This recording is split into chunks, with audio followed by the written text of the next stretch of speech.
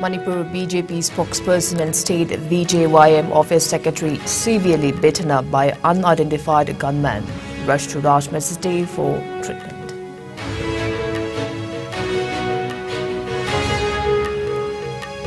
Process for inclusion of Manipuri language in Assam civil services examinations nearly completion, informs Chief Minister N Biren.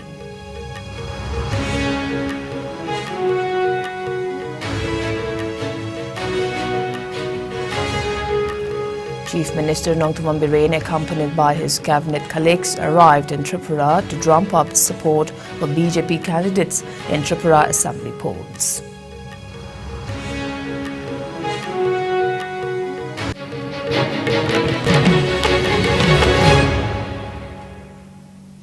Kurumjari, good evening. You are watching Evening English Bulletin on ICE News, and this is Victoria Rajkumari. Now the top stories.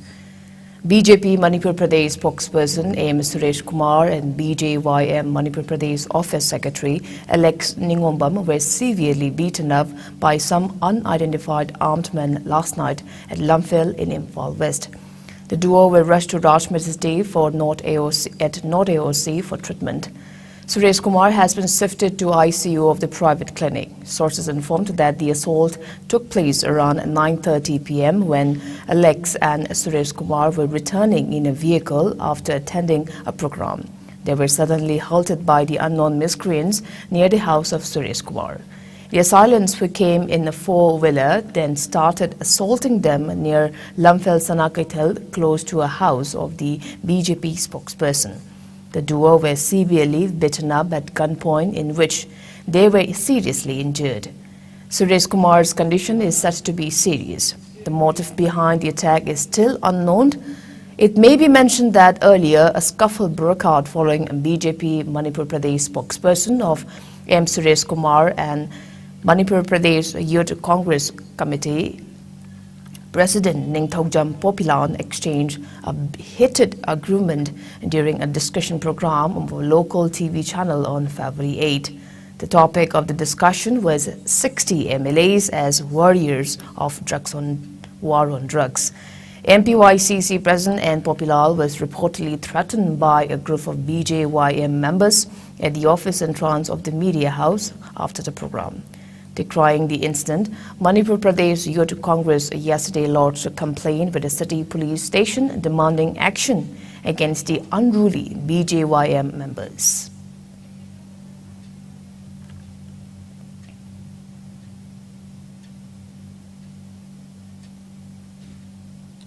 Meanwhile, Chief Minister has condemned last night's attack on BJP Manipur Pradesh spokesperson M. Suresh Kumar and BJYM Manipur Pradesh office secretary Alex Ningombam, calling the attack live attempt.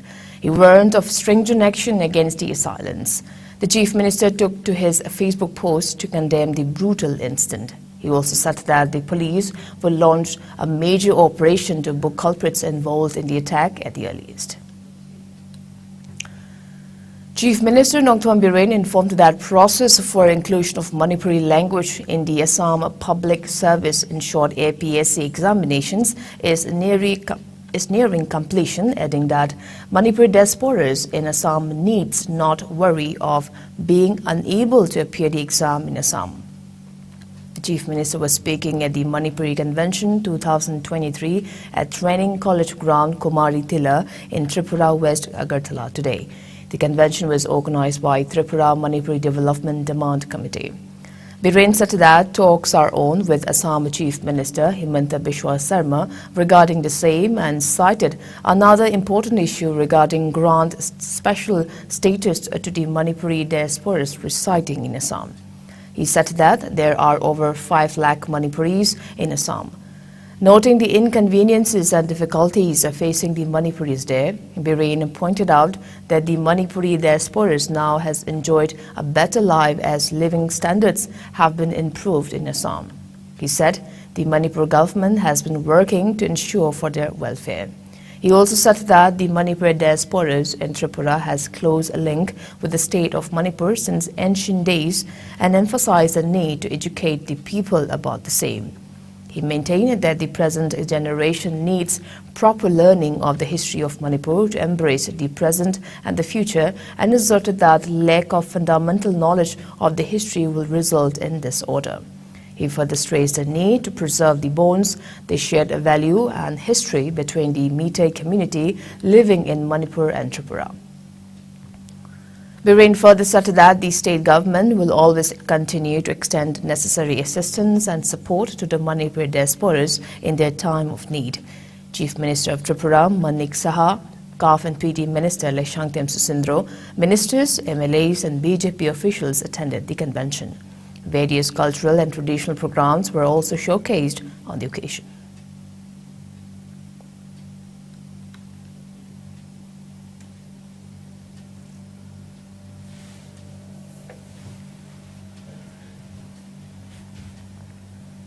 Chief Minister N Biren, accompanied by his cabinet colleagues, Works Minister Govindas Ganthozam, Power Minister Thongam Biswajit, Sagolban MLA R.K. Mo, party MLAs, Manipur BJP President A. Sharda and party officials have arrived in Tripura to drum up support for BJP candidates in the upcoming Tripura Assembly polls. The Chief Minister's team was accorded a warm welcome at Agartala Airport. Chief Minister N Biren said, with a resolve to bring development in Tripura, Manipur team will extend a hand in ensuring victory by party candidates in the polls. Polling for elections to the 60-member Tripura Legislative Assembly will be held in a single phase on February 16. Votes will be counted on March 2nd. Notably, the BJP has fielded candidates in 55 seats for the upcoming Tripura Assembly elections.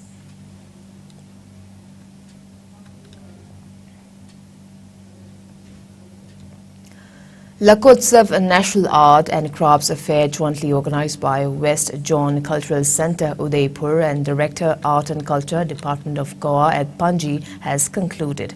Altogether, 20 artists of Tapasya, a Center for Performing Art, Singjamai Wangwa Pebia Pandit Laikai Imphal, showcased various performances including Pung, Dhon, Dholog and Thangta at the closing event.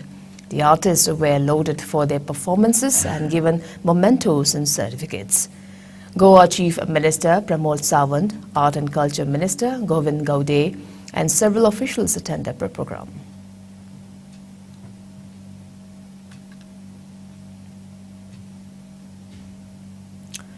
BJP candidate from Akuluto Assembly constituency in Nagaland, Kasheto Kinimi, has won the elections uncontested. Reacting to his win, Kasheto Kinimi said that he was beyond humbled and honored to represent the people of Akuluto 31 Assembly constituency for a second term as unopposed. He also expressed gratitude to his supporters, well-wishers, the career-cutters of Akuluto BJP Mandal and Nagaland State BJP. Assam Chief Minister and NEDA convener Himanta Biswa Sarma also congratulated Kinimi on being elected to the Nagaland Legislative Assembly uncontested. Nagaland Deputy Chief Minister and senior BJP leader Y. Bitten also congratulated Kasheto Kinimi and wished him the best as he steers the state forward according to the aspirations of the people.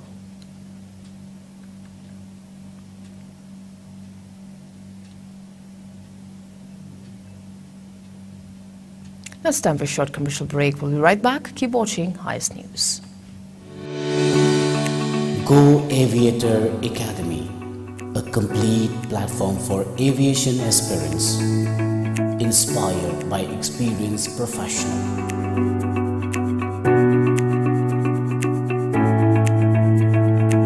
Come and join with us, a course designed for cabin crew and ground staff to help turn your dreams into reality.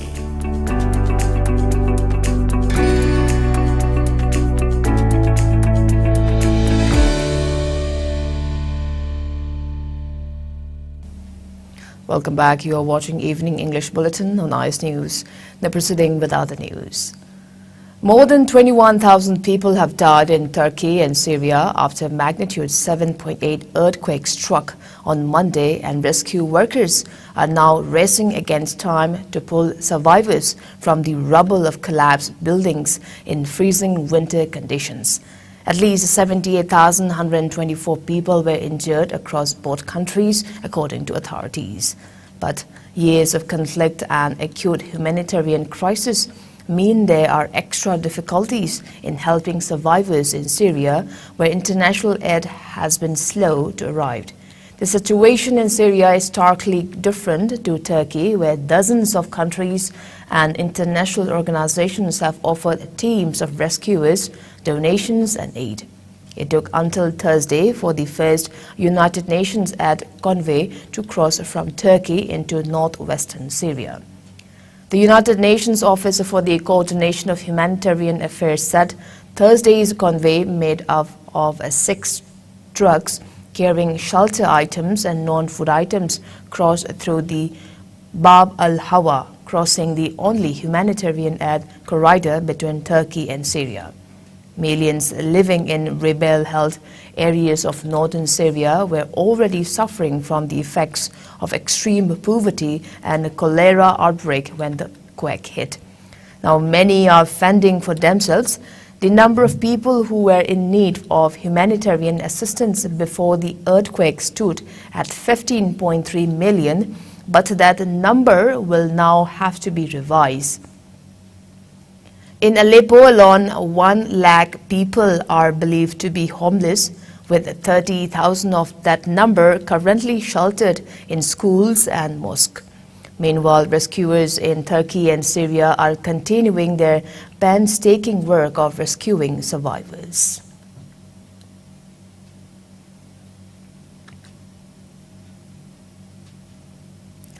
India reported 114 new COVID-19 cases in the last 24 hours. The new infections took the country's total caseload to over 4.46 crore, while active coronavirus caseload has increased to 1,797. As per the Ministry of Health and Family Welfare, the death toll stands at 5,30,750 with 2 new deaths. Meanwhile, the number of people who have recuperated from the disease has gone up to 4 crore 41 lakh 51,315 with 96 recoveries in the last 24 hours. The country's recovery rate stands at 98.81%. Over 220.61 crore vaccine doses have been administered so far under the nationwide vaccination drive. Top 3 states contributing a maximum number of COVID-19 cases to India's tally are Maharashtra, Kerala and Karnataka. Meanwhile, in the northeast India, Assam has the highest number of active cases, followed by Mizoram and Meghalaya. COVID-19 has infected over 67 crore 71 lakh, while more than 67 lakh 79,000 have succumbed to the dreaded coronavirus, and recoveries are above 64 crore 96 lakh. Globally, United States of America, USA, has the highest COVID-19 cases, followed by India and France.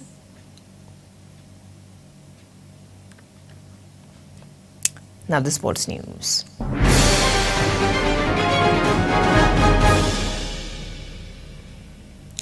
In football, ATK Mohun Bagan moved up into 4th place but remained just 3 points clear of 6th in the Indian Super League ISL after a 0-0 draw against Jamshedpur FC at the JRD Tata Sports Complex. The Mariners attempted a total of 26 shots but could not find a way through the Red Miners' defense. The first half saw plenty of opportunities coming ATK Mohun Bagan's way, but the team was unable to score none. In the final minute, Jamshedpur FC's player Thomas pulled the trigger and his shot bubbled off a defender and came to Chukwu right in front of goal. Kate produced a brave save to deny the Nigerian what was one of the best chances of the game. That save ultimately kept ATK Mohun Bagan from dropping any more points, but just one win from its last 5 games has pulled in a position where it could get pulled into the battle for 5th and 6th as the season draws to a close. Both sides will face Hyderabad FC in their next fixture, that is the Mariners will visit the defending champions on February 14, while the Red Miners will also be on the road on February 18.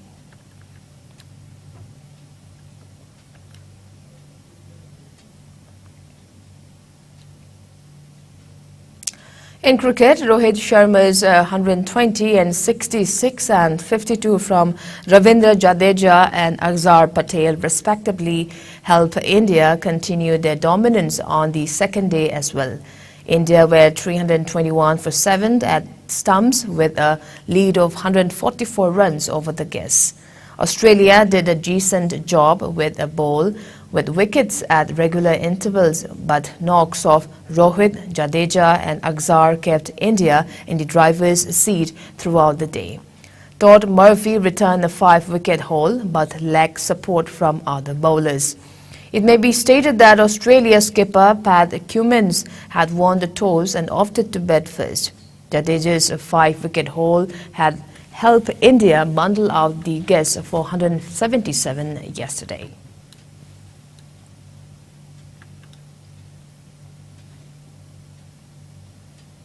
Before we wrap up, let's take a quick look at the headlines once again.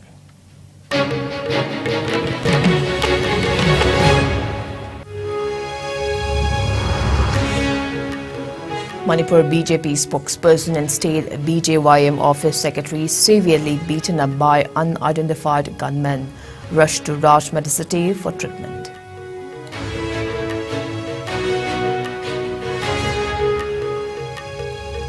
Process for inclusion of Manipuri language in Assam Civil Services examinations nearing completion, informed Chief Minister N Biren.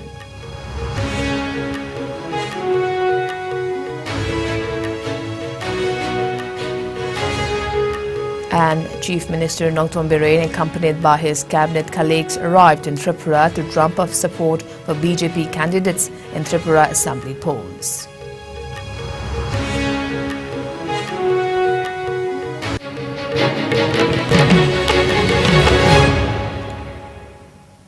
Well, that's all we have in this evening bulletin. Thanks for being with us. We'll be back with more news updates at 8 p.m. Until then, have a great evening.